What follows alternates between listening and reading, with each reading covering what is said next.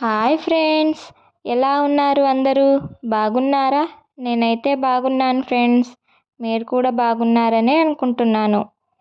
బాలామృతం పిండితో చాలా ఈజీగా బూరెలు ఎలా చేయాలో చూసేద్దాం రండి.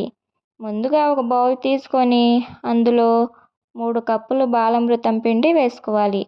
వేసుకొని అదే కప్పుతో కప్పున్నర గోధుమ పిండి వేసుకోవాలి. వేసుకొని పక్కన పెట్టేసుకోవాలి. ఒక బౌల్ తీసుకొని మనం బాలామృతం పిండి వేసుకున్న బౌల్లో తురుముకున్న బెల్లం 1/2 కప్పు వేసుకోవాలి. వేసుకొని అందులోనే కొద్దిగా వాటర్ వేసి స్టవ్ మీద పెట్టేసుకోవాలి.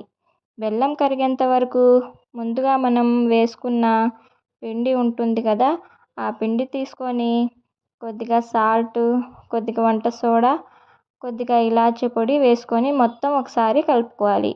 కలుపుకొని స్టవ్ మీద పెట్టుకున్న బెల్లం సిరప్ కరిగిపోయిన తర్వాత స్ట్రైనర్తో వేసుకోవాలి.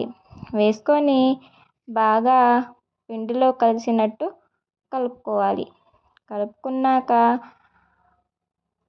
అందులోనే ఒక గ్లాసు వాటర్ వేసి బాగా పిండికి కలిసినట్టు బాగా కలుపుకోవాలి. మనం 3 కప్పుల బాలామృతం పిండికి కప్పున్నర గోధుమ పిండి సరిపోతుంది. బాగా పొంగుతూ వస్తాయి ఫ్రెండ్స్. మీరు కూడా నేను చేసిన మెజర్మెంట్స్తో చేసి ట్రై చేయండి ఫ్రెండ్స్. అలాగే ఎలా వచ్చాయో కామెంట్ చేయండి.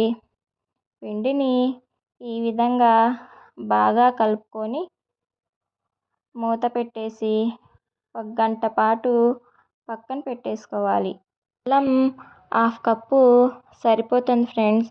ఎందుకంటే బాలామృతం పిండిలో పంచదార ఉంటుంది కదా, మరీ ఎక్కువ వేసుకుంటే స్వీట్ ఎక్కువైపోతుంది. నేను చెప్పిన మెజర్మెంట్ సరిపోతుంది.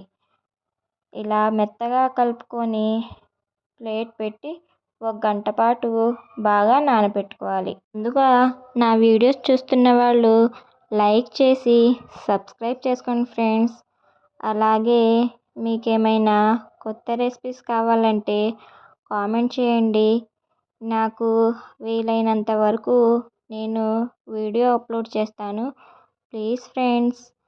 పిండి 1 గంట పాటు నానిపోయిన తర్వాత ఇలా ఉంటుంది ఫ్రెండ్స్. పిండిని చిన్న చిన్న ఉండలుగా తీసుకొని మొత్తం ఒక ప్లేట్లో పెట్టేసుకోవాలి.